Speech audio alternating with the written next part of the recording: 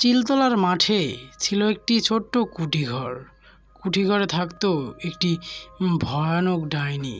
সেই ডাইনি কোনো মানুষ পেলে তাকে আর আস্ত রাখতো না। তাই একদিন ডাইনি বেরোলো খাবারের সন্ধানে।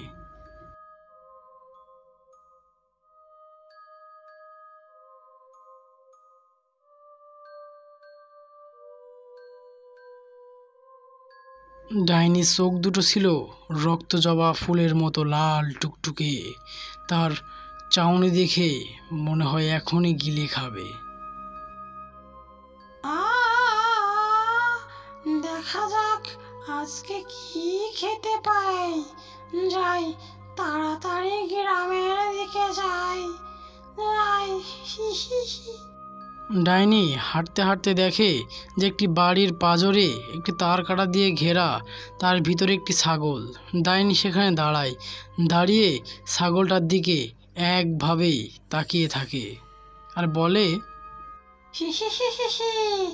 এই তো এখানে একটা নধর ছাগল। এটাকে আজকে আমার পেটে চালান করে দিই। আয় ছাগল, আয় আমার কাছে আয়। এখন আমি পালাই। ছাগলটিকে খেয়ে ডাইনি চম্পট দেয়। সকাল হয়। এদিকে একটি ছেলে দেখতে যায় যে তার বাড়ির পিছনে একটি তারকাটা দিয়ে ঘেরা, সেখানে ছাগলটি আছে কি না।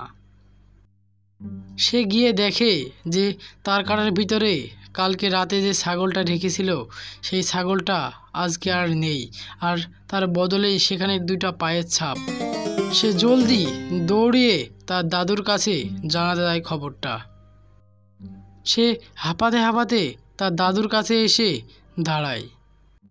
কি হয়েছে দাদু ভাই, তুমি হাঁপাতে হাঁপাতে কি দৌড় দিয়ে এলে আমার কাছে? কি হয়েছে? দাদু, আমাদের ওই পিছনে যেই তারকাটার ভিতরে ছাগলটা রেখেছিলেন না, সেই ছাগলটা আজকে নেই, হারিয়ে গেছে মনে হয়। তুমি তাড়াতাড়ি চলো। বললো কি দাদু ভাই, চলো তাড়াতাড়ি গিয়ে দেখি, চলো। তারপর সেই বুড়ো লোকটা ও তার নাতিকে নিয়ে সেখানে চলে আসে। এসে দেখতে পায় যে যে তার কাটার ভিতরে তারা ছাগলটি রেখেছিল সেই ছাগলটি নেই, আর তার বদলে দুইটা পায়ের ছাপ। সর্বনাশ হয়ে গেল আমার, এ কি দেখছি? এটা তো মনে হয় সেই ভয়ঙ্কর ডাইনির পায়ের ছাপ। তারপর ওই বুড়ো লোকটা আর কিছু বলার সাহস হলো না তার। রাত গভীর হলো।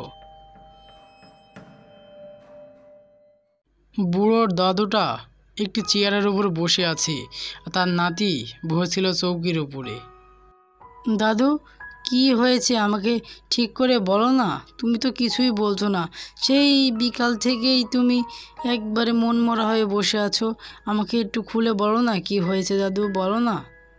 দাদু ভাই বলছি শোনো, ওই ছাগলটা একটি ভয়ানক ডাইনিতে খেয়ে ফেলেছে, বুঝলে? তোমাকে আমি ঘটনা গোড়াই থেকে বলছি, শোনো তাহলে। কয়েক মাস আগে ঠিক এরকমটাই ঘটেছিল। একটি গভীর রাতে একটি ভয়ঙ্কর ডাইনি এসে আমার ছাগলটি খেয়ে যায়। এইভাবেই আমার ছাগলটি খেয়েছিল, কিন্তু আমি কিছুই করতে পারিনি। তাই এত বছর ধরে একটি ছাগলও কিনিনি। তাই ভাবলাম যে এত বছর হয়ে গেল কিছুই হচ্ছে না, তো একটি ছাগল কিনে আনি। কিনে আনার 2 দিন পরে দেখো যে এই ছাগলটিও খেয়ে ফেললো। এখন আমি কি করি তুমি বলো? তারপরে মন মারা হয়ে থাকে, দুজনেই বসে থাকে। আর এভাবেই এই গল্পটার সমাপ্ত হয়। বন্ধুরা, ঘটনাটি যদি ভালো লেগে থাকে অবশ্যই চ্যানেলটি সাবস্ক্রাইব করবেন। ধন্যবাদ।